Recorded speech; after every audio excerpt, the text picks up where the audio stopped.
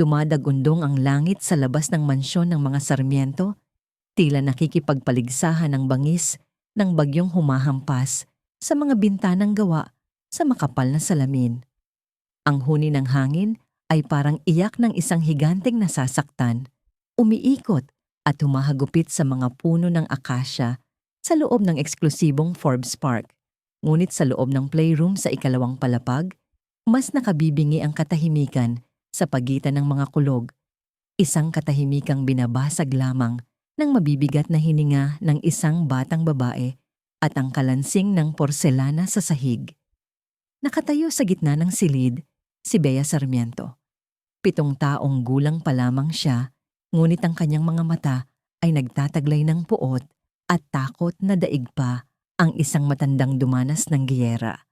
Ang kanyang mamahaling bestida na gawa sa seda ay gusot-gusot at ang kanyang buhok ay sabog, tila pugad ng ibon na dinaanan ng ipo-ipo. Sa kanyang maliit at nanginginig na kamay, mahigpit niyang hawak ang isang matalim na piraso ng basag na porselana, ang ulo ng isang antigong manika na nagkakahalaga siguro ng higit pa sa kikitain ni Ria sa loob ng 1 taon. "Huwag kang lalapit," sigaw ni Bea. Ang kanyang boses ay nanginginig, basag at puno ng desperasyon. Itinutok niya ang matalim na dulo ng porselana sa kanyang sariling pulso. Ang balat doon ay manipis at maputla. "Susugatan ko ang sarili ko. Sinasabi ko sa'yo, gagawin ko to. Layas." Sa mga nakaraang buwan, ito ang eksenang nagpapatakbo sa huling 5 yaya na tinangkang mag-alaga sa kanya. Ang takot na masisi, ang takot na makita ang dugo ng nag-iisang heredera ng Sarmiento Holdings ay sapat na para magpanik sila, tumawag ng tulong, o di kaya'y tumakbo palabas. Ngunit hindi si Ria Mendoza. Nakatayo si Ria sa may pintuan, ang kanyang simpleng puting uniforme ay nabanat sa kanyang balikat. Hindi siya kumurap, hindi siya sumigaw. Ang kanyang mukha ay kalmado. Tila ba ang nakikita niya ay hindi isang batang nagbabanta ng suicide, kundi isang customer sa karinderya na nagrereklamo sa malamig na sabaw. Ang totoo, sanay na si Ria sa ganito. Sa Tondo, kung saan siya lumaki, ang banta ng karahasan ay kasing karaniwan ng alikabok sa kalsada. Ang dramang ito ng mayayaman, bagamat delikado, ay hindi sapat para yumanig sa kanya. Dahan-dahan, nang walang anumang biglaang galaw, ibinaba ni Ria ang kanyang katawan at naupo sa sahig, Indian seat. Ipinapakita niyang wala siyang dalang panganib. Ipinapakita niyang hindi siya natitinag. "Sige lang," ang mahinahong sagot ni Ria. Ang tono niya ay hindi nanghahamon, kundi parang nakikipagkwentuhan lang. "Pero sayang naman niyang manika. Alam mo bang galing pa yan sa France? Ang ganda pa naman ng mata." Natigilan si Bea.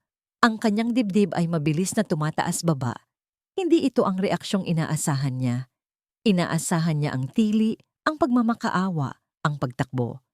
Mula sa bulsa ng kanyang uniforme, humugot si Ria ng isang bagay na makulay, isang balat ng white rabbit candy na naitabi niya kanina. Sa ilalim ng madilim na ilaw ng kidlat na paminsan-minsang tumatanglaw sa silid, nagsimulang gumalaw ang mga daliri ni Ria. Mabilis, pulido, at may ritmong nakahihipnotismo. Tupi sa kanan, tupi sa kaliwa. Ang dulo ay ipasok sa gitna. Napatitig si Bea sa mga kamay ni Ria. Ang hawak na porselana ay bahagyang bumaba. Ang kuryosidad ng isang bata ay unti-unting lumalamon sa kanyang galit. "Ano yan?" asik ni Bea, bagamat mahina na ang boses. "Hulaan mo." Sagot ni Ria nang hindi tumitingin. Patuloy ang kanyang mga daliri sa paghabi ng sining mula sa basura. "Sa amin, kapag walang pambili ng laruan, gumagawa kami. Ang tawag dito, magic ng mga mahihirap." Sa huling tupi, hinipan ni Ria ang ilalim ng papel at poof, ang pipi na balat ng candy ay naging isang mabilog at matabang ibon. Isang hakgyay, paper crane, ngunit gawa sa makintab at makulay na plastik. Ibinaba ni Ria ang ibon sa sahig at pinitik ito palapit kay Bea. Dumulas ito sa makinis na hardwood floor at huminto mismo sa paanan ng bata. Para sa'yo, sabi ni Ria, tumitingin ng diretso sa mga mata ni Bea. Mas masaya yang laruin kaysa sa bubog. Ang bubog, masakit lang. Ang ibon, pwede mong pali pa rin. Binitawan ni Bea ang porselana. Ang tunog ng pagbagsak nito ay tila hudyat ng pagtatapos ng giyera. Akmang aabutin na niya ang papel na ibon nang biglang bumukas ang pinto ng padabog. Diyos ko, Bea? Pumasok si Senyora Agatha, ang mayordoma ng mansyon. Ang kanyang presensya ay parang isang malamig na hangin na pumasok sa silid. Nakasuot siya ng itim na uniforme na walang kahit isang gusot.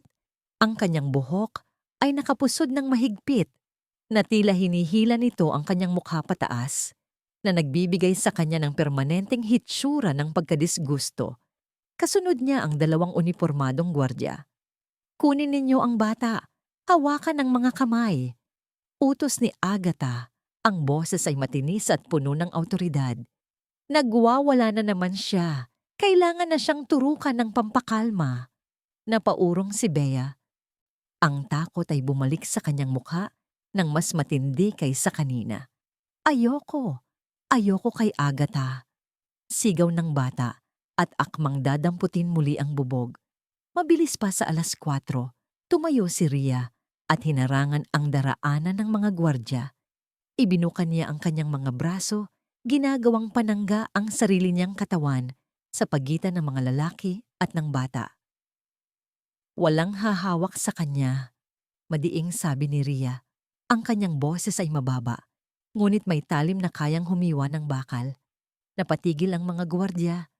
Tumingin sila kay Agatha, naghihintay ng utos. Tumabi ka diyan, babae. Nanlilisik ang mga matang asik ni Agatha. Bago ka lang dito, hindi mo alam kung gaano kadelikado ang batang yan kapag sinusumpong. Kailangan siyang itali para sa sarili niyang kaligtasan. Wala akong nakikitang delikado rito, kundi kayo. Ganting sagot ni Ria. Moish hindi natitinag sa titig ng matanda. Ang bata ay naglalaro. Kayo ang pumasok na sumisigaw at may dalang mga goons. Humakbang palapit si Agatha. Ang kanyang mukha ay inches na lang ang layo kay Ria. Maamoy ni Ria ang mamahaling pabango ng matanda na humahalo sa amoy ng ulan, amoy ng luma at matapang na bulaklak. Isa kang hamak na yayalang inday. Ako ang namamahala sa bahay na ito sa loob ng 20 taon. Kapag sinabi kong baliw ang batang yan, baliw siya. Tumabi ka o ipapakaladkad din kita palabas kasama niya. Sa halip na matakot, isang mapanganib na ngiti ang sumilay sa labi ni Ria. Tinitigan niya si Agatha mula ulo hanggang paa, na parang sinusuri niya ang isang pasyenteng may nakahahawang sakit. Ang kontrata ko ay pirmado ni Don Arturo Sarmiento, hindi ikaw. Malamig na tugon ni Ria. Ang sabi niya, ako ang bahala kay Bea. Ako. Hindi ikaw, hindi ang mga gwardya mo. Kaya hanggat nandito ako, walang magtuturok sa kanya at walang magbubuhat sa kanya ng sapilitan. Lumingon si Ria sa mga gwardya. Gusto niyo bang tawagan ko si Don Arturo ngayon din? Alam niyo naman sigurong nasa Hong Kong siya at ayaw na ayaw niyang naiisturbo, di ba? Pero kung sasabihin kong tinatakot ninyo ang anak niya, nagkatinginan ng mga gwardya. Alam nila ang temperamento ng kanilang amo. Dahan-dahan silang umatras. Namula ang mukha ni Agatha sa galit. Ang kanyang mga butas ng ilong ay lumaki sa paghinga. Pagsisisihan mo ito, Ria. Hindi mo kilala ang binabangga mo. Labas! Tanging sagot ni Ria. Itinuturo ang pinto. Padabog na tumalikod si Agatha. Ang kanyang takong ay lumilikha ng tunog na parang mga bala sa sahig habang papalabas. Nang sumara ang pinto at naiwan silang dalawa, huminga ng malalim si Ria. Ang kanyang mga tuhod ay bahagyang nanginig. Hindi sa takot, kundi sa adrenaline. Lumingon siya kay Bea. Ang bata ay nakaupo pa rin sa sahig. Hawak ang hakgiyay na gawa sa balat ng candy. Nakatitig kay Ria na parang nakakita ito ng alien. Ito ang unang pagkakataon na may nagtanggol sa kanya laban kay Agatha. Okay ka lang. Tanong ni Ria, bumalik sa kanyang malambot na tono. Tumango ng dahan-dahan si Bea.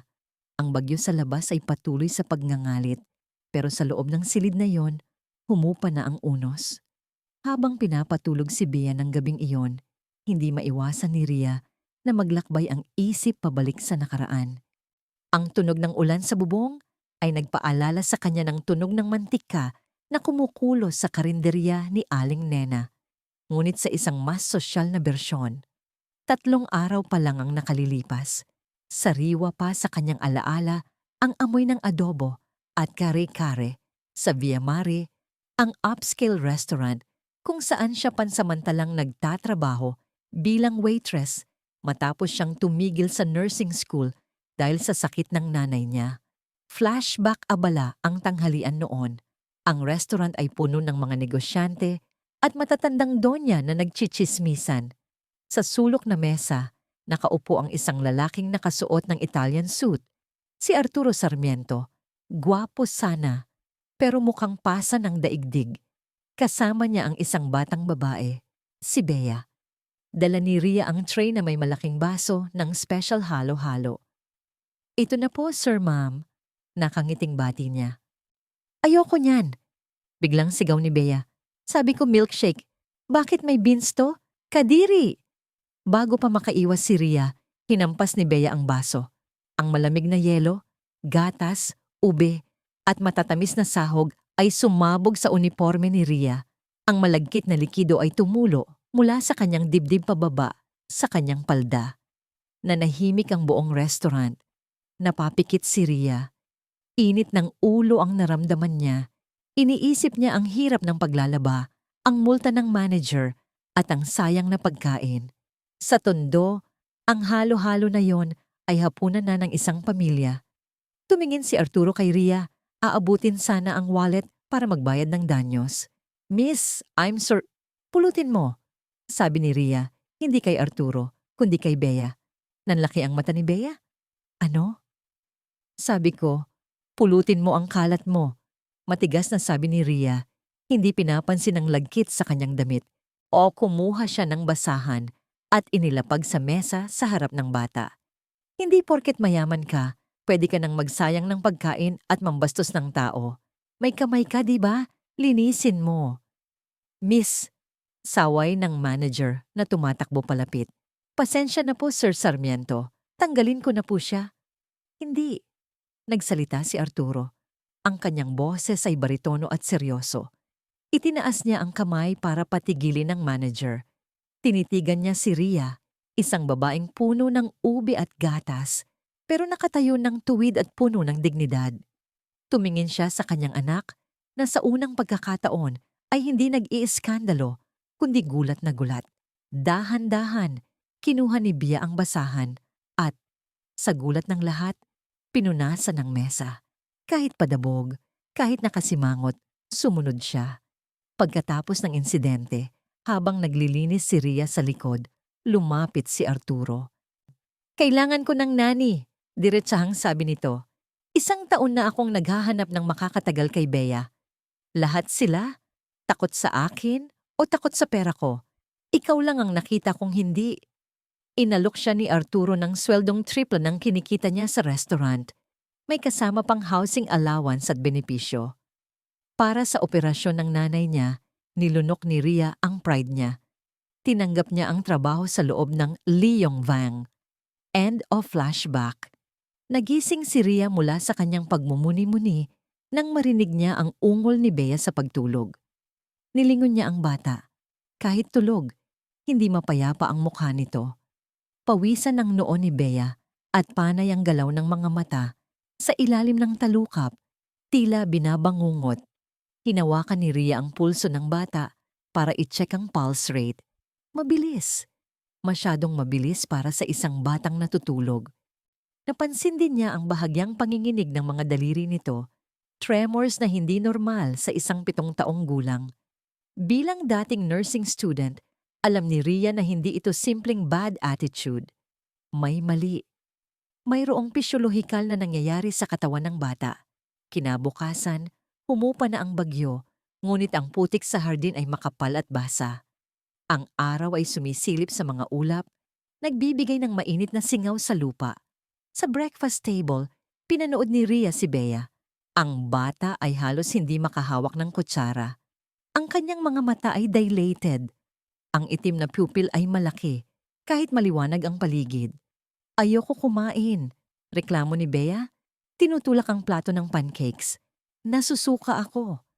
Kailangan mong kumain, sabi ni Rhea.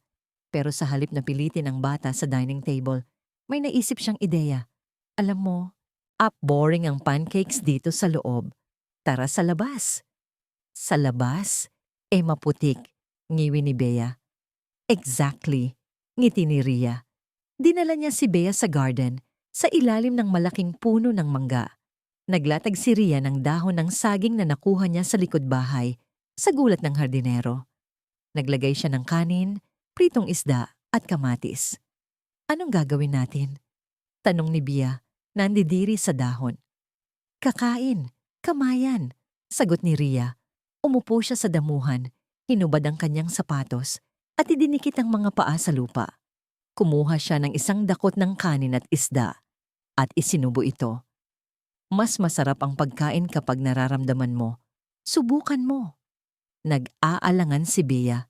Tumingin siya sa mansyon, baka may nakatingin.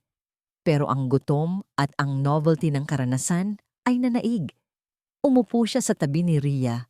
Dumampi ang mamahaling tela ng kanyang shorts sa basang damo. Sinubukan niyang magkamay. Magulo. Nahuhulog ang kanin. Ganto, turo ni Rhea. Gamitin mo ang hinlalaki mo pantulak, parang crane. Nang masubo ni Bea ang unang subo, nanlaki ang mata niya. Masarap nga. Sabi sa'yo maya-maya, hindi na lang sila kumakain. Nagbatuhan sila ng buto ng kamatis. Nagpahid si Rhea ng kaunting putik sa pisngi ni Bea. Yak! Tili ni Bea, pero tumatawa. Gumanti siya, kumuha ng putik at ipinahid sa braso ni Rhea. Sa unang pagkakataon, narinig ni Rhea ang tunay na halakhak ng bata. Isang halakhak na walang halong lason, walang halong bigat. Sa sandaling iyon, si Bea ay hindi isang heredera, hindi isang halimaw, kundi isang normal na batang naglalaro sa putik. Ngunit ang kasiyahan ay panandalian lamang. Por Dios, por Santo! Ang boses ni Agatha ay bumasag sa tawanan nila. Sa nakatayo ang mayordoma sa terrace, nakatingin sa kanila na parang nakakita ng krimen. Anong kababuyan ito? Bea, bakit ka nasa putikan? At bakit ka kumakain na parang pulubi? Sigaw ni Agatha habang mabilis na lumulusong sa hardin, hindi alintana kung marumihan ang kanyang sapatos. Hinablot ni Agatha ang braso ni Bea, hinihila ito patayo. Tayo, maligo ka ngayon din, napakarumi mo. Nasasaktan ako. Angal ni Bea, nawala ang ngiti at napalitan ng takot. Kasalanan mo ito. Baling ni Agatha kay Rhea, ang mga mata ay nanlilisik. Hinihila mo ang batang ito sa antas mo. Ibabalik ko ang disiplina sa pamamahay na ito. Kinaladkad ni Agatha si Bea pabalik sa loob. Sumunod si Rhea, pinipigilan ang sarili na sugurin ng matanda. Kailangan niyang mag-isip. Kailangan niyang maging matalino. Pagpasok sa kwarto ni Bea, agad na kumuha si Agatha ng isang baso ng tubig at isang maliit na garapon mula sa kanyang bulsa. Inumin mo ito. Oras na ng bitamin mo, utos ni Agatha. Kumuha siya ng isang tableta, kulay asul na kapsula, at pilit na isinisiksik sa bibig ni Bea habang umiiyak ang bata. Ayoko. Mapait yan. Nakakahilo. Sigaw ni Bea. Inumin mo sabi para yan sa ikabubuti mo. Dito na kumilos si Rhea. Mabilis siyang lumapit, kunwari ay tutulong magpainom ng tubig. Ako na po, senyora, sabi ni Rhea. Pilit na pinapakalma ang boses. Mas lalo siyang magwawala kapag pinilit niyo. Hayaan niyo akong magpainom. Tinitigan siya ni Agatha ng masama. Pero dahil pagod na rin ang matanda sa pakikipagbuno, ibinigay niya ang baso at ang tableta kay Rhea. Siguraduhin mong lulunukin niya yan. Babantayan kita. Humarap si Rhea kay Bea. Tinalikuran niya si Agatha para harangan ang paningin nito. Kumindat si Rhea sa bata. Isang mabilis na kindat na nagsasabing, Magtiwala ka sa akin. Sige na, Bea. Inumin mo na para makarest ka, sabi ni Ria ng malakas. Ibinuka ni Bea ang bibig niya. Inilapit ni Ria ang tableta. Pero sa huling sandali, gamit ang liksi ng kamay na natutunan niya sa pag-aabutan ng barya sa jeep, ibinulsa niya ang tableta sa manggas ng kanyang uniforme at pinalitan ito ng isang maliit na piraso ng tiktak na nasa kabilang bulsa niya. Nilunok ni Bea ang tiktak at uminom ng tubig. Ayan, tapos na, sabi ni Ria. Hinarap si Agatha at ipinakita ang basyong baso. Nainom na niya. Humahagok pa rin si Agatha sa inis. Siguraduhin mong malinis siya bago dumating si Don Arturo mamayang gabi. Puro putik ang bahay dahil sa'yo.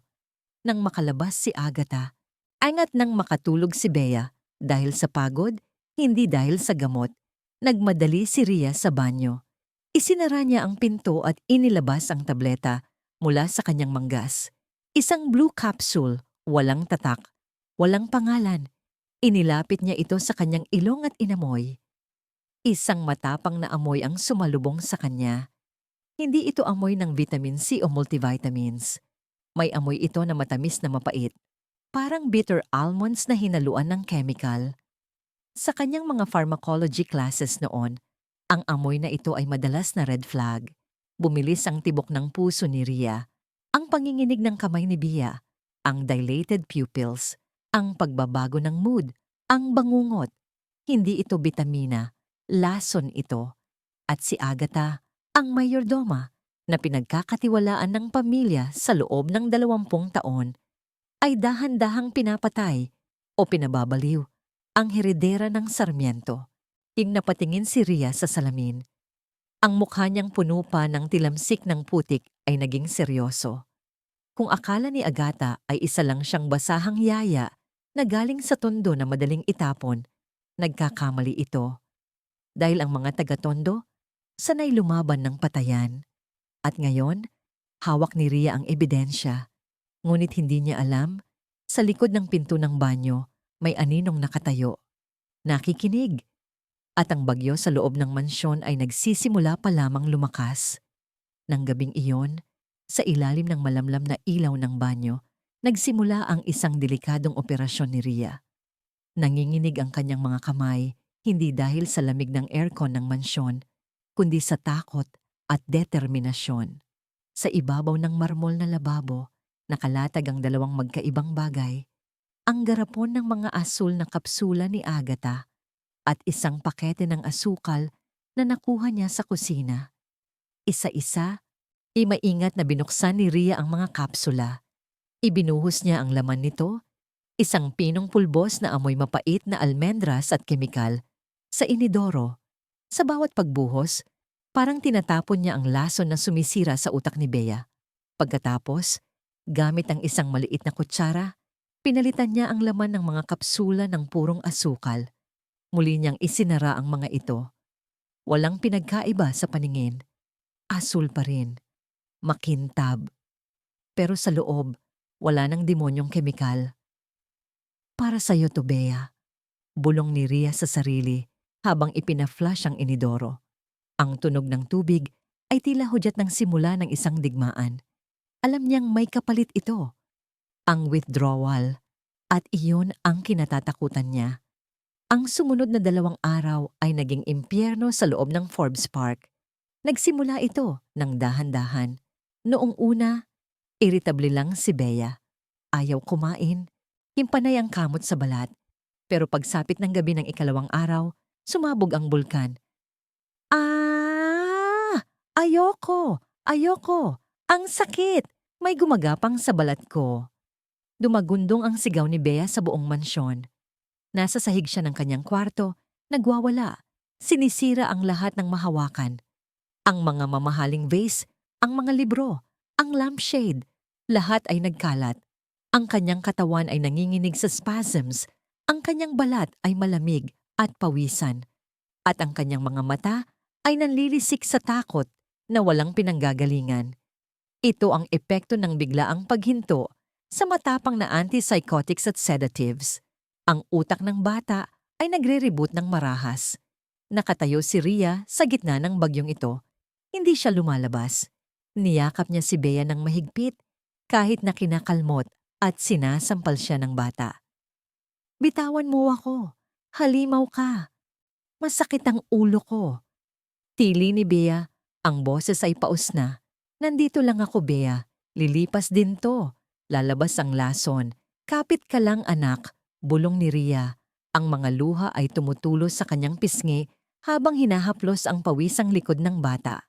Ang braso ni Ria ay puno na ng pasa at kalmot, pero hindi siya bumibitaw. Sa labas ng pinto, naririnig niya ang boses ni Agatha. Buksan mo ang pinto. Kailangan niya ng gamot. Pinapatay mo ang bata. Kinakalampag ng mayordoma ang pinto. Pero hinarangan ito ni Ria ng isang mabigat na aparador bago pa man magsimula ang pagwawala. Alam niyang kapag nakapasok si Agatha at naturukan ulit si Bea, balik sila sa simula. Balik sa pagiging zombie ang bata. Umalis kayo. Hindi niyo siya kailangan. Sigaw ni Ria pabalik. Ang boses ay puno ng tapang na hindi niya akalaing mayroon siya. Lumipas ang mga oras na parang taon. Ang amoy ng suka at pawis ay humalo sa amoy ng mamahaling lavender scent ng kwarto. Si Bea ay nakatulog na lamang dahil sa sobrang pagod. Ang kanyang katawan ay nanginginig pa rin, paminsan-minsan. Si Ria naman ay nakasandal sa pader, hingal na hingal, binabantayan ang bawat paghinga ng bata. Biglang bumukas ang pinto sa ibaba. Ang mabigat na mahogany front door. Sinundan nito ng mabilis na yabag ng sapatos sa hagdanan, si Don Arturo. Umuwi siya ng mas maaga galing Hong Kong dahil sa tawag ni Agatha. Bumukas ang pinto ng kwarto ni Bea. Natulak nito ang aparador na ipinangharang ni Ria. Pumasok si Arturo, ang kanyang Armani suit ay gusot. Ang mukha ay puno ng pag-aalala na agad napalitan ng galit nang makita ang eksena. Basag na salamin, suka sa karpet. Ang anak niyang nakahandusay na parang bangkay sa kama. At si Ria, na mukhang nakipagbuno sa tigre na may dugo sa braso at gulugulong buhok. Sa likod ni Arturo, nakatayo si Agatha. Ang mukha ay may pekeng lungkot at tagumpay. Tingnan niyo po, Don Arturo. Sinabi ko sa inyo, hindi kaya ng babaeng ito. Pinalala niya ang kondisyon ni Senyorita Bea ni hindi niya ako pinapasok para ibigay ang emergency medication. Lumapit si Arturo kay Ria. Ang kanyang mga mata ay nagliliyab. Anong ginawa mo sa anak ko? Ang boses niya ay mababa, pero yumanig sa dibdib ni Ria. Binabayaran kita para alagaan siya, hindi para saktan. You're fired. Get out of my house. Tumayo si Ria, kahit nanginginig ang tuhod. Ito na ang sandali. Kung aalis siya ngayon, mamamatay si Bea. Kung hindi man sa pisikal, ay sa espiritual. Habang buhay na itong makukulong sa droga ni Agatha, humarang si Ria sa pagitan ni Arturo at ni Bea. Tinitigan niya ang makapangyarihang CEO sa mata. Walang yuko, walang takot. Hindi. Matigas na sagot ni Ria. Natigilan si Arturo. Anong sinabi mo? Hindi ako aalis. At hindi mo siya lalapitan kung kasama mo ang babaeng yan. Turo ni Ria kay Agatha. Huwag mo akong manduhan sa pamamahay ko. Sigaw ni Arturo. Akmang hahawakan si Ria para itulak. Tingnan niyo ang anak niyo, Don Arturo. Sigaw pabalik ni Ria. Mas malakas, mas puno ng emosyon. Tingnan niyo siya. Hindi siya halimaw. Hindi siya baliw. Siya ay isang batang nasasaktan, nalulungkot, at punong-puno ng lason na ibinibigay ng mayordoma ninyo. How dare you? Sumabat si Agatha na mumula sa galit. Sir, tumawag na po tayo ng security. Tumahimik kayong lahat. Sigaw ni Arturo. Nanahimik ang kwarto. Tanging ang mabigat na paghinga ni Bea ang naririnig. Huminga ng malalim si Ria. Alam niyang ito na ang huling barahan niya. Bigyan niyo ako ng 1 oras, sir. 1 oras lang. Ikaw at si Bea, dito sa loob. Walang Agatha, walang gamot, walang security. Kayo lang mag-ama. Bakit ko gagawin yon? Asik ni Arturo. Dahil ama kayo, madiing sagot ni Ria. Ang boses ay basag. At sa loob ng 7 taon, kailan niyo huling niyakap ang anak niyo na hindi siya drugged o tulog? 1 oras. Kung pagkatapos ng isang oras ay tingin niyo pa rin na wala akong kwenta, ako mismo ang maglalakad palabas ng gate niyo kahit bumabagyo. Nagkatitigan sila ng matagal. Nakita ni Arturo ang desperasyon at katapatan sa mga mata ni Ria. Isang bagay na wala sa mga mata ni Agatha. Lumingon si Arturo kay Agatha. Labas. Pero sir, get out! Sigaw ni Arturo. Padabog na lumabas si Agatha. Pero bago isara ang pinto, binigyan niya si Ria ng isang tingin na nangangako ng kamatayan.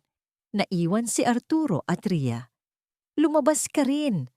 Utos ni Arturo kay Ria nang mahinahon. Gusto ko siyang makausap ng kami lang. Tumango si Ria at lumabas. Isinara ang pinto ng dahan-dahan. Sumandal siya sa pasilyo. Nagdarasal sa lahat ng santong kilala niya. Sa loob, dahan-dahang lumapit si Arturo sa kama. Umupo siya sa gilid. Tiningnan niya ang mukha ng anak niya. Payat, maputla, may dark circles sa mata. Hindi ito ang mukha ng isang prinsesa. Ito ang mukha ng isang biktima. Gumagalaw ang kamay ni Bea. Dahan-dahan itong gumapang papunta sa kamay ni Arturo. Hinawakan ng maliit na daliri ni Bea ang hintuturo ng ama niya. Mahigpit, nanginginig. Papa, ungol ni Bea, nakapikit pa rin. Nanigas si Arturo. Matagal na panahon na simula noong tawagin siyang Papa. Madalas ay Sir o sigaw lang. Andito ako, Bea. Sagot niya. Ang boses ay garalgal. Dumilat si Bea. Wala na ang glassy look ng gamot. Ang mga mata niya ay malinaw, puno ng luha at takot. Huwag mo kong iiwan kay Agatha. Please, tinuturukan niya ako. Masakit. Parang sinaksak ang puso ni Arturo. Niyakap niya ang anak. Sa unang pagkakataon, hindi nanlaban si Bea. Umiyak ito sa dibdib ng ama niya. Isang iyak na puno ng hinagpis at paghingi ng saklolo. Naramdaman ni Arturo ang init ng katawan ng bata. Ang bilis ng tibok ng puso nito. Hindi ito demonyo. Ito ang kanyang anak na babae. At siya, ang makapangyarihang CEO, ay naging bulag. Lumipas ang isang oras. Nang lumabas si Arturo, namumugto ang mga mata niya pero nakabawi na siya ng postura. Nakatayo si Ria sa labas, naghihintay. Hindi ka aalis, sabi ni Arturo nang hindi tumitingin kay Ria. Bukas, magpapadala ko ng doktor, ibang doktor, hindi yung nire-rekomenda ni Agatha. Nakahinga ng maluwag si Ria. Salamat po, sir. Matulog ka na. Ako na ang magbabantay sa kanya ngayong gabi. Utos ni Arturo bago bumalik sa loob ng kwarto. Iyon ang unang tagumpay. Pero alam ni Ria na pansamantala lang ito. Kailangan niya ng ebidensya. Matibay na ebidensya para tuluyang matanggal si Agatha. Dumating ang pagkakataon kinabukasan, araw ng linggo. Nakaugalian na ni Agatha ang magsimba sa Santuario de San Antonio. Nakakatawa, isip ni Ria. Ang demonyo nagsisimba. Hapon nakasuot pa ito ng puting belo at may hawak na rosaryong ginto. Nang makaalis ang sasakyan ni Agatha, kumilos agad si Ria. Iniwan niya si Bea sa pangangangalaga ni Arturo na nasa garden at nagbabasa ng dyaryo kasama ang bata. Tumakbo si Ria papunta sa staff quarters sa dulo ng pasilyo kung saan naroon ang opisina at kwarto ni Agatha. Bawal pumasok dito ang kahit sino. Nakakandado ang pinto. Pero hindi alam ni Agatha na lumaki si Ria sa tondo kasama ang mga pinsang marunong magbukas ng kandado gamit ang hairpin at paperclip. Ilang minuto lang ng pagkalikot at click, bumukas ang pinto. Bumungad sa kanya ang amoy ng insenso at luma. Maalikabok na papel. Ang kwarto ni Agatha ay parang museo ng kanyang ego. Puno ng mga relihiyosong imahe, pero may halong karangyaan na hindi angkop sa sweldo ng isang mayordoma. Naghalughog si Ria. Siya binuksan ng mga drawer. Wala. Puro inventory list. Tiningnan niya ang ilalim ng kama, ang likod ng painting. Wala. Napatingin siya sa isang malaking Bible na nakapatong sa mesa. Masyadong makapal, masyadong malinis. Nilapitan niya ito at binuksan. Hindi ito Biblia. Isa itong safe box na nakakubli sa anyo ng libro. Nakasusi ito. Mabilis na hinanap ni Ria ang susi sa paligid. Nakita niya ito sa ilalim ng statwa ng Santo Niño sa altar.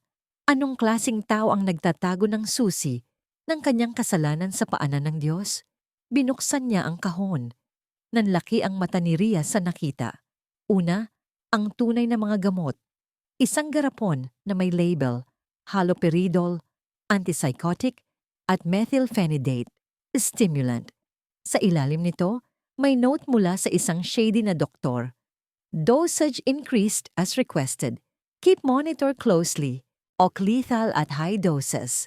Pangalawa, mga bank documents. Banco de Oro statements at transfers papunta sa isang offshore account sa Cayman Islands. Ang pangalan ng account holder, Agatha Di Magulangan. Ang halaga, milyon-milyong piso.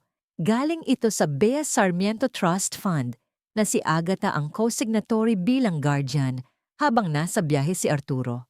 Nanginginig ang mga kamay ni Ria. Kinukunan niya ng litrato ang lahat gamit ang kanyang lumang cellphone. Hawak na niya ang leeg ni Agatha. Tapos na ang paghahari ng matanda.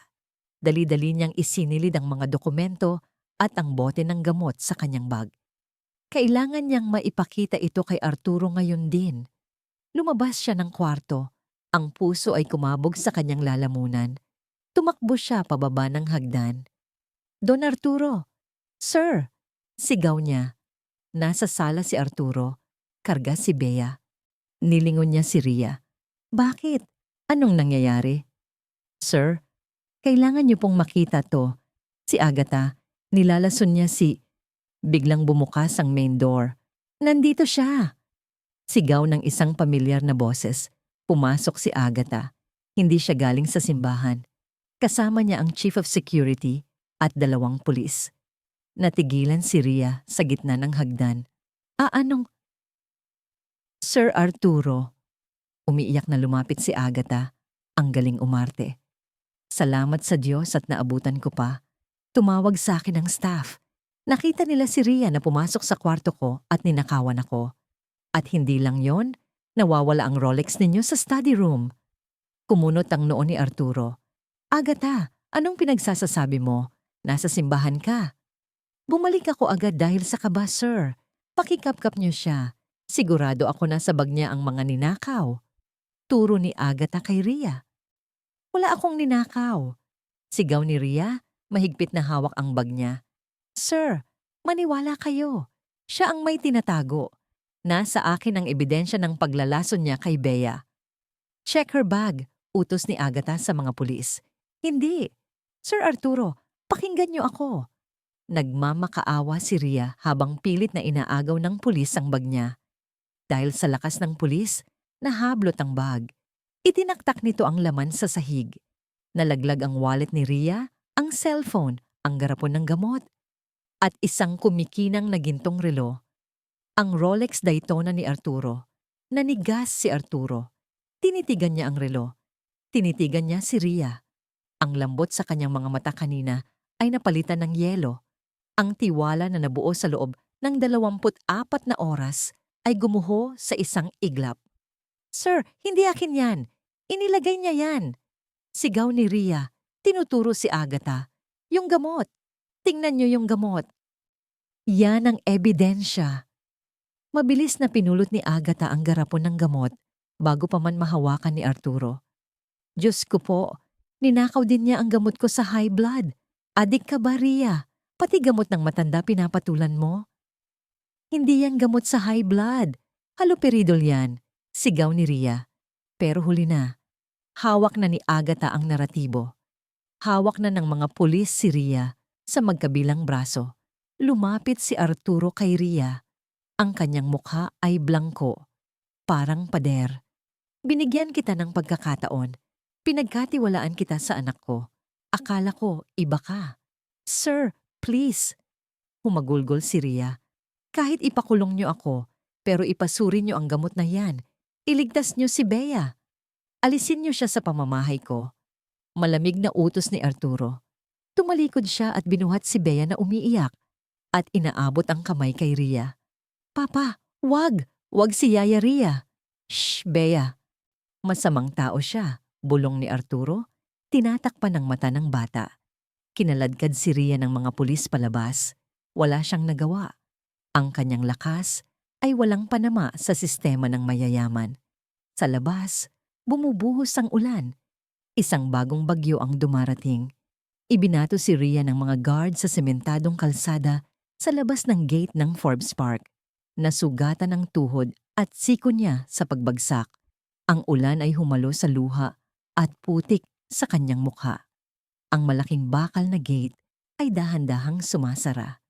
Sa maliit na siwang bago ito tuluyang sumara, lumapit si Agatha. Nakasilong siya sa payong na hawak ng guard. Tinitigan niya si Rhea na nakaluhod sa putikan. Ngumiti si Agatha. Isang ngiti ng tunay na demonyo.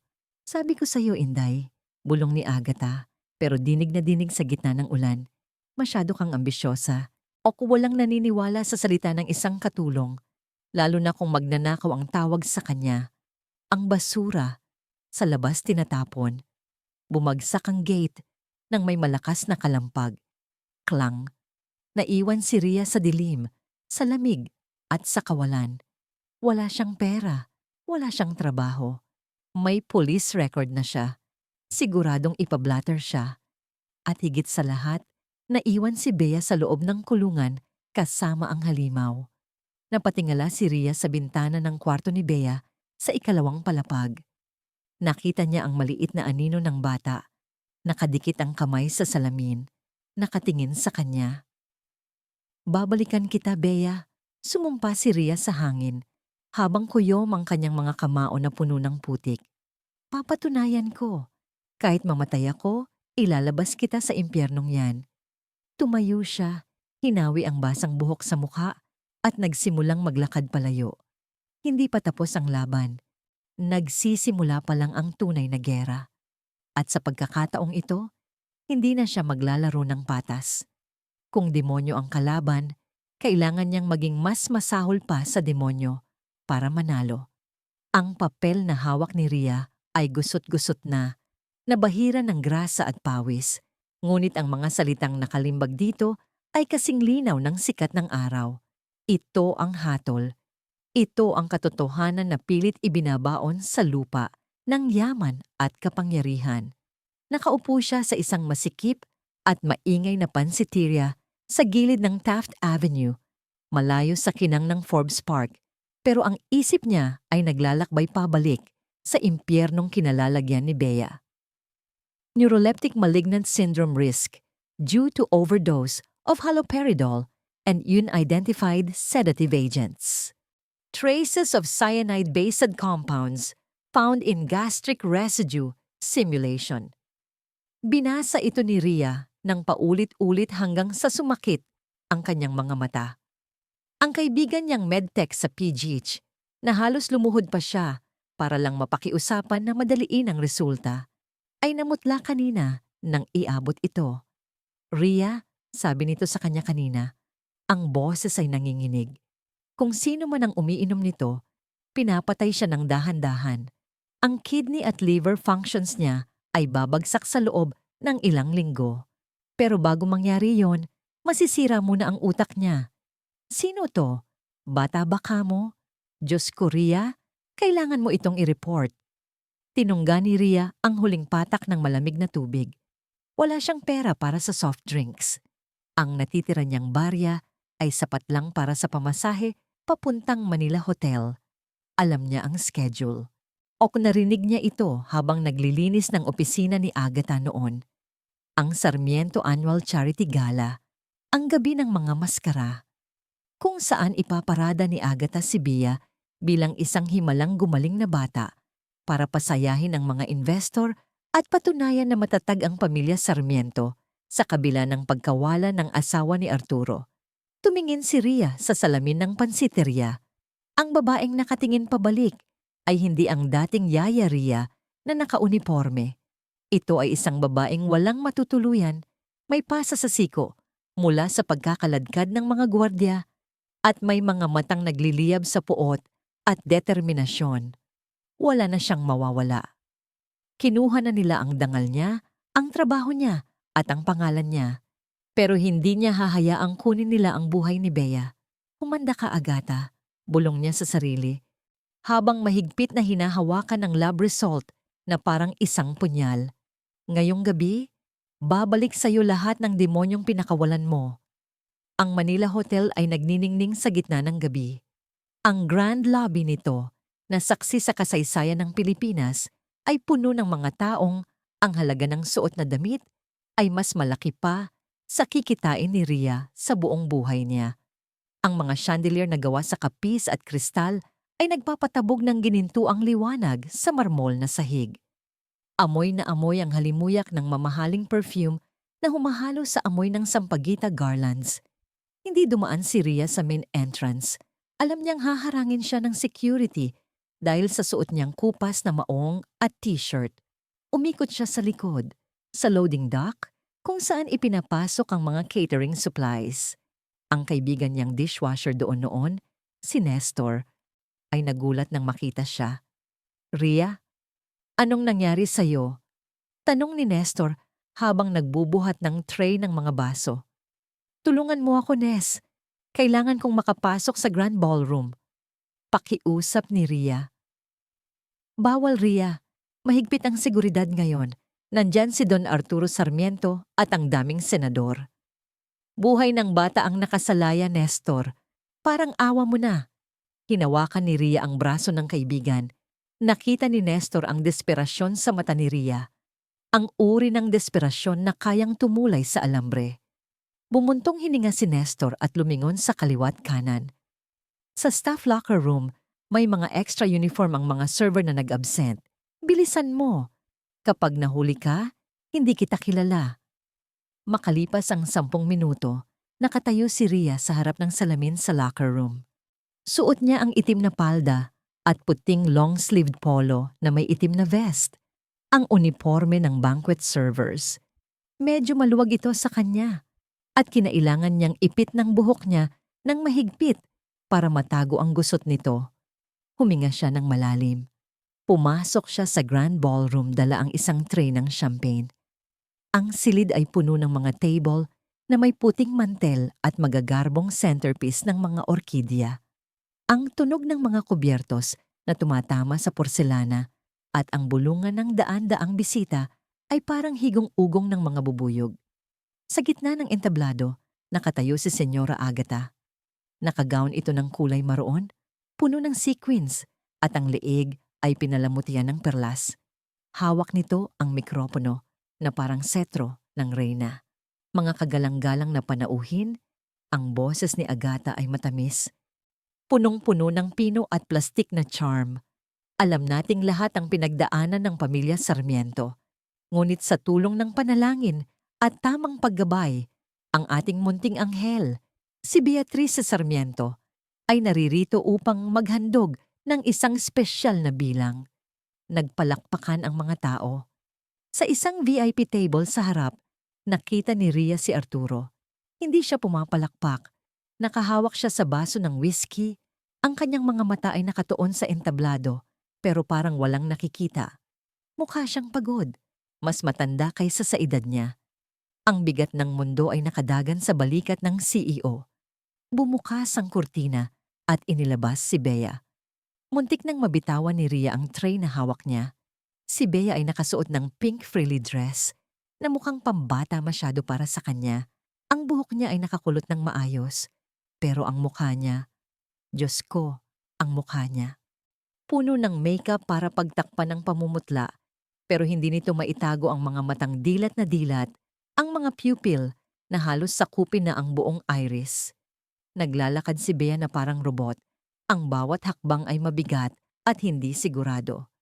Hawak-hawak siya ni Agata sa balikat, isang hawak na sa tingin ng iba ay mapag-aruga. Pero sa paningin ni Ria ay isang mahigpit na kumpas para kontrolin ang bawat galaw ng bata. Inupo ni Agata si Bea sa harap ng malaking grand piano. "Tugtugin mo ang Moonlight Sonata, iha," bulong ni Agata sa mikropono bago umatras ng kaunti. Ipinatong ni Bea ang mga kamay sa teklado. Nanginginig ang mga ito. Ang kaliwang kamay niya ay nangingisay ng bahagya. Isang senyales ng tremors mula sa gamot. Nagsimula ang musika. Mabagal, malungkot. Ang mga unang nota ay tama, pero walang damdamin. Parang makina ang tumutugtog. Habang tumatagal, pabilis ng pabilis ang tempo. Kahit hindi naman dapat, si Ria ay dahan-dahang umusad palapit sa entablado, sumisingit sa pagitan ng mga mesa. Kailangan niyang makalapit. Sa entablado, nagsisimula nang magbago ang ekspresyon ni Bea. Ang kanyang paghinga ay bumibilis. Tumingin siya sa mga piano keys. Sa kanyang paningin, na nilalason ng hallucinogens, ang mga itim at puting teklado ay nagsisimulang matunaw. Nagiging mga ngipin. Mahahabang ngipin ng isang buhaya na handa siyang kagatin. Mama, bulong ni Bea, pero hindi naririnig ng iba dahil sa musika. Nagkamali siya ng nota. Isang masakit na discordant sound ang umalingaw-ngaw. Napahinto ang mga tao sa pagkain. Sa likod ni Bea, humakbang palapit si Agatha at marahas na pinisil ang balikat ng bata. Nakita ito ni Ria. Ako nakita rin ito ni Arturo na biglang napaayos ng upo. Ituloy mo. Madiing bulong ni Agatha, pero rinig sa lapel mic na nakakabit sa kanya. Ayoko na. May ahas. May ahas sa piano. Biglang sigaw ni Bea. Tumayo siya at umatras. Natabig ang upuan. Nagulat ang mga bisita. Nagbulungan. Paumanhin po. Medyo kinakabahan lang ang bata. Mabilis na sabi ni Agatha. Pilit nang ngumingiti habang hinahablot ang braso ni Bea. Bea, umayos ka. Huwag mo kaming ipahiya. Bitawan mo ako. Halimaw ka. Layuan mo ako. Nagpupumiglas si Bea. Ang kanyang boses ay puno ng takot na hindi pangkaraniwan. Tumingin siya kay Agatha at hindi ang mukha ng mayordoma ang nakita niya, kundi isang mukha na tumutulo ang balat at may sungay. Epekto ng overdose na ibinigay ni Agatha bago sila umalis para siguraduhing kalmado ang bata. Security! Senyas ni Agatha. Dito na kumilos si Ria. Ibinagsak niya ang tray ng champagne. Ang tunog ng nabasag na salamin ay kumuha sa atensyon ng lahat. Bitawan mo ang anak ko! Sigaw ni Ria. Hindi siya ang tunay na ina. Pero sa sandaling iyon, ang sigaw niya ay sigaw ng isang inang handang pumatay para sa anak. Tumakbo siya paakyat ng entablado. Hinarang siya ng 2 security guard. Ma'am, bawal po dito. Tabi! Siniko ni Ria ang isa sa panga at tinapakan ang paa ng isa. Ang adrenaline ay nagbigay sa kanya ng lakas na hindi niya akalaing mayroon siya. Nakawala siya at tumalon paakyat sa stage. Hinablot niya ang microphone stand na nasa gilid. Ang tunog ng feedback, isang matinis na screech, ay nagpatakip ng tainga sa lahat ng tao sa ballroom. Sino ka? Anong ginagawa ng babaeng yan dito? Sigaw ni Agatha. Hinarangan si Bea gamit ang kanyang katawan. Sir Arturo! Sigaw ni Ria sa mikropono. Ang kanyang boses ay umaalingaw-ngaw sa buong hotel. Nakatutok ang lahat ng ilaw sa kanya. Gusot ang uniforme. Gulo ang buhok. Pero nakatayo siya ng tuwid. Tingnan niyo ang anak niyo. Tingnan niyo siya ng mabuti. Tumayo si Arturo. Ria? Huwag kayong makinig sa kanya. Magnanakaw yan. Security. Ilabas siya. Tili ni Agatha. Magnanakaw? Tumawa ng mapait si Ria. Inilabas niya ang lukot na papel mula sa kanyang bulsa. Oo, ninakaw ko ang sample ng lason na pinapainom mo kay Bea. Ito. Iwinagayway niya ang papel. Results galing sa Medical Center Manila, haloperidol, chlorpromazine at arsenic. Pinapakain mo ng lason ng bata para magmukha siyang baliw at makuha mo ang trust fund niya. Napasinghap ang buong ballroom. Ang mga kamera ng media ay kumikislap ng walang humpay. Sinungaling! Sigaw ni Agatha. Baliw ka! Gawa-gawa mo lang yan. Lumapit si Ria kay Arturo na nasa paanan na ng entablado. Sir, kayo ang ama. Kayo ang dapat na nagpoprotekta sa kanya. Pero nasaan kayo? Nasa opisina? Nasa Hong Kong? Habang ang anak niyo ay ginagawang zombie ng babaeng ito? Bumaling si Ria sa mga elite na bisita. At kayo, kayong lahat na pumapalakpak, nakikita niyo na ang batang nanginginig sa takot Pero pumapalakpak pa rin kayo dahil maganda ang suot niya? Mga ipokrito! Tama na! Akmang sasampalin ni Agatha si Rhea, pero iniwasan ito ni Rhea. Sa likod nila, nagsimulang sumuka si Bea. Bliar! Isang maitim at malapot na likido ang lumabas sa bibig ng bata, tumalsik sa maroon gown ni Agatha at sa makintab na sahig ng entablado. Bumagsak si Bea sa sahig, nangingisay, bumubula ang bibig. Bea! Sigaw ni Arturo. Hindi na siya nagdalawang isip. Inakyat niya ang entablado sa isang talon. Diyos ko, ang gown ko. Ang unang nasabi ni Agatha, tinitingnan ng dumi sa damit niya, bago tingnan ng bata. Iyon ang huling mitya. Narinig ni Arturo ang sinabi ni Agatha. Nakita niya ang pandidiri sa mukha ng mayordoma, habang ang anak niya ay halos mamatay na sa sahig. Ang lahat ng pagdududa, ang lahat ng tiwala na ibinigay niya kay Agatha sa loob ng 10 taon ay naglaho at napalitan ng purong puot. Lumapit ang head of security ni Agatha, isang malaking lalaki na kasabwat nito, para hawakan si Arturo. Sir, kumalma kayo. Bugsh. Isang malakas na suntok ang pinakawalan ni Arturo. Tumama ito sa panga ng bodyguard. Bumagsak ang higante. Hindi pa nakontento si Arturo. Sinundan niya ito ng isa pang suntok sa tiyan. Ito ang suntok ng isang amang nagising sa pagkakamali.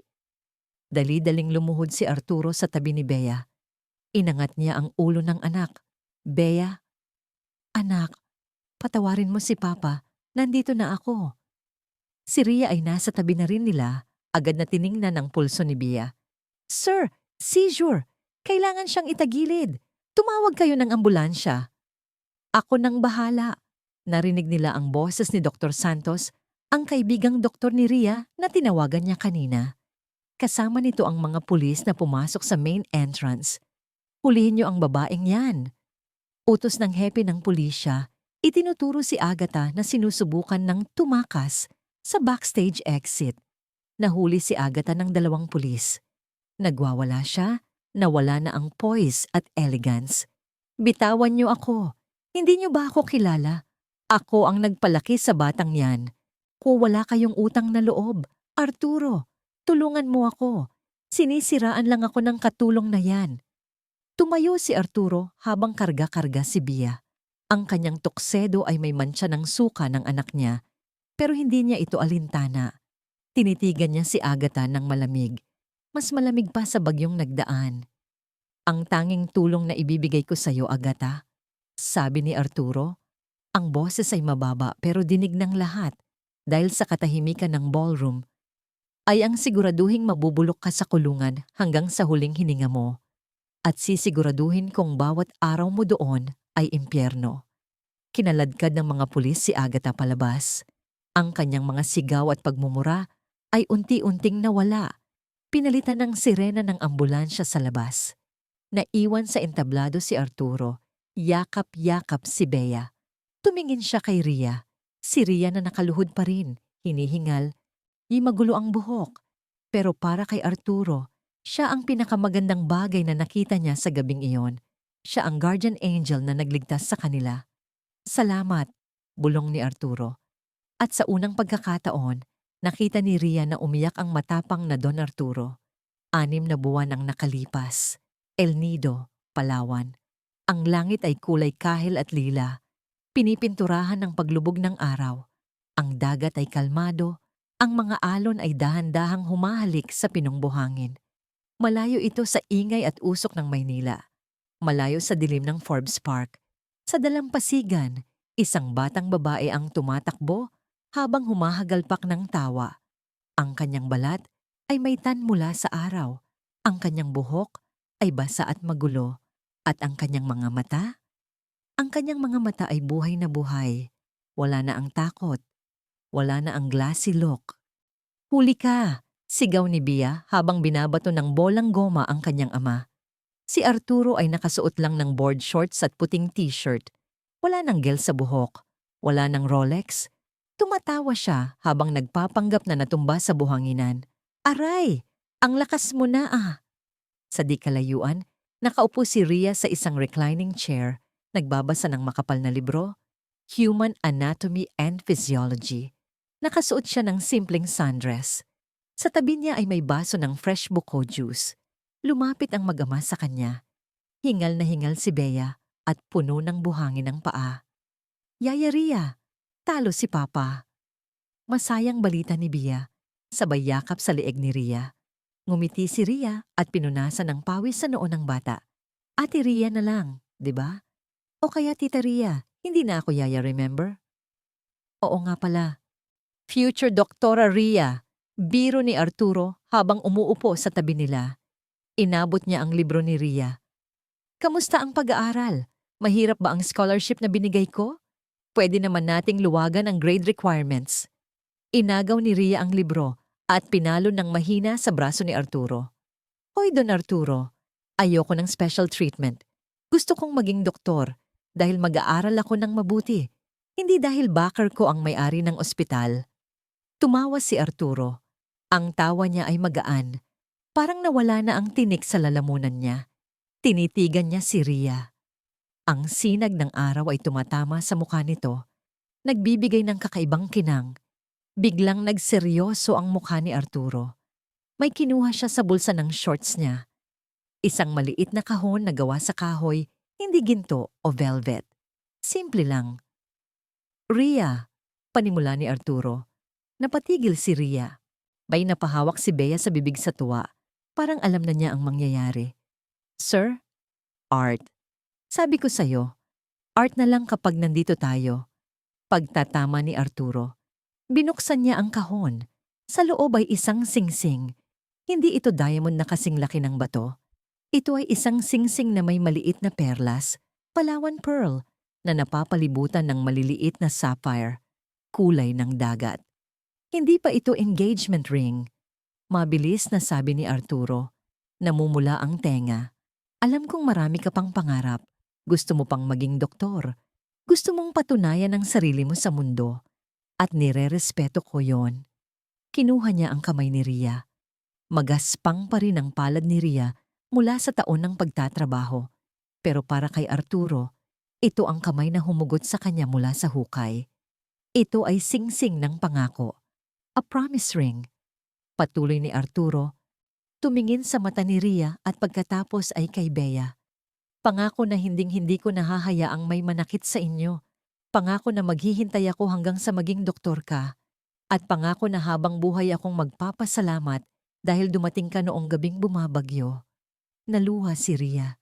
Sa dinami-dami ng hirap na pinagdaanan niya, mula sa pagiging waitress, sa pag-aalaga kay Bea, sa pagkakulong sa selda ng ilang oras, bago siya pinalaya dahil sa ebidensya, lahat iyon ay nagdala sa kanya sa sandaling ito. Susuotin ko to, sabi ni Ria, ang boses ay basag. Sa isang kondisyon. Ano yon? Tanong ni Arturo. Ikaw ang magluluto ng hapunan, sawang-sawa na ako sa grilled fish na sunog. Nagtawanan silang tatlo. Isinuot ni Arturo ang singsing sa daliri ni Ria. Sa likod nila, lumubog na ang araw. Nag-iiwan ng mga bituin sa langit. Ang alon ng dagat ay patuloy sa paghampas, pero hindi na ito nakakatakot. Ito ay musika ng bagong simula. Ang lihim ng Forbes Park ay nabunyag na at natapos, at ang natira ay hindi lason, kundi pagmamahal. Isang pamilyang binuo, hindi ng dugo, kundi ng sakripisyo at pagpapatawad. Tara na! Iyaya ni Bea, humahatak sa kamay nilang dalawa. Gutom na ako. At sabay-sabay silang naglakad pabalik sa rest house. Iniiwan ang mga bakas ng paa sa buhangin na agad ding binubura ng dagat, parang pagbura sa madilim nilang nakaraan.